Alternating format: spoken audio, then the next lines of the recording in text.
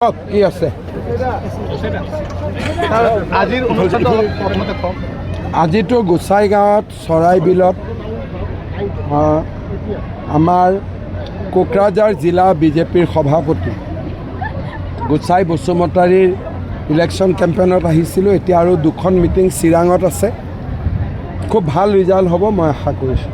দেখা গৈছে যে ইলেকশ্যন কালি গোসাইগাঁৱত UPPL এখন কাৰ্যালয় জ্বলাই দিয়াৰ এটা অভিযোগ উত্থাপন হৈছে। এই বিষয়ে আমাৰ বিজেপি এইবিলাকত নাই।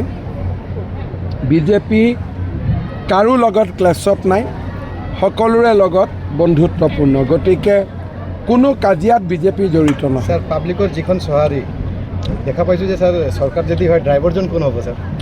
ড্ৰাইভাৰ চিটত এইবাৰ মালিক বিজেপি হ'ব নালাগে, ড্ৰাইভাৰ বিজেপি হ'ব লাগে। স্যাৰ SIT গৌৰৱৰ পত্নীক দুবাৰকৈ জেৰা কৰিছে। তাৰ পৰাই আপোনালোকে বুজি পাওক যে SITয়ে কিমান চিৰিয়াছলি কাম কৰিছে। অকল তেওঁৰ পত্নীকে নহয়, টোটেল আমি 38 মানুহক জেৰা কৰিছোঁ। গতিকে ৰিপৰ্টটো যেতিয়া আহিব আপোনালোকে লিষ্টত পাই যাব কাক কাক আমি জেৰা কৰিছোঁ। গৌৰৱ গগৈ কৈছে এইটো ফ্লপ শ্বট পৰিণত হৈছে। কি হ'ব? তেওঁ এতিয়ালৈকে কোনোবা এজন মানুহ যেতিয়া কিবা এটা ঘটনাত ধৰাত পৰে অলপ দেৰিতো সাহস টাইপত থাকিবই লাগিব। কোনোবাই নিজে ক'ব নেকি যে মই চুৰ কৰি আহিছোঁ বুলি? যেতিয়ালৈকে কোৰ্টত প্ৰুফ নহয় চবেইতো এইবিলাকে কৈ থাকিব। কিন্তু 5 বছৰ আপোনালোকে চৰকাৰ চলালে, তথাপি বাৰে বাৰে আপুনি VCDCক অভিযোগ কৰিছে। ৰাইজৰ মনত সেইটোৱে শংকা হৈছে যে চৰকাৰ আপোনালোকৰ আছে। চৰকাৰ আমাৰ ক'ত আছিলে? এইটো আকৌ আপুনি মিত্ৰজোঁটৰ মানে কি? আমিতো ছাপৰ্ট দিছোঁ। ইএমটো আপোনালোকৰো আছিল। ইএম আমাৰ থাকিলে কি হ'ব?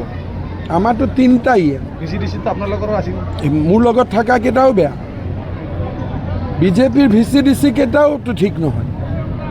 VCDC বস্তুটোৱে ঠিক নহয়। স্যাৰ পৰৱৰ্তী সময়ত তেওঁলোকৰ বিৰুদ্ধে কি ব্যৱস্থা ল'ব নেকি? ব্যৱস্থা ল'ব নালাগে, ভাঙি দিলে হ'ল, ইলেকশ্যন পাতিলে হ'ল।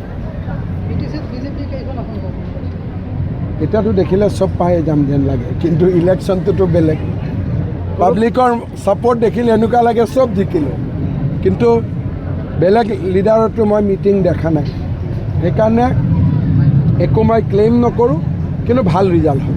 গৌৰৱ গগৈ এটা কথা কৈছে যে SIT যিখন প্ৰতিবেদন ৱেবছাইটত আপলোড কৰিব লাগে অসমৰ ৰাজ্যিক পৰিৱেশ। একদম মানি লৈছোঁ, ৱেবছাইটত আপলোড কৰি দিম। তেওঁ দাবী কৰিছে, আমি মানি লৈছোঁ। আগ্ৰামা মহিলাৰে কৈছে বিশ্বজিৎ দৈমাৰী আমেৰিকাৰ প্ৰেচিডেণ্ট হ'ব। এই বিষয়ে যদি তাৰ ভাগ্যত আছে হৈ যাব পাৰে। আমেৰিকাত প্ৰেচিডেণ্ট হ'ব নোৱাৰে। প্ৰেচিডেণ্ট হ'বৰ কাৰণে আমেৰিকাত জন্ম হ'ব লাগে, ভাইচ প্ৰেচিডেণ্ট হ'ব পাৰিব যদি তাৰ ভাগ্যত আছে, হয় নহয়? হ'ব। গোসাইগাঁৱৰ ফালৰ পৰা থেংক ইউ স্যাৰ।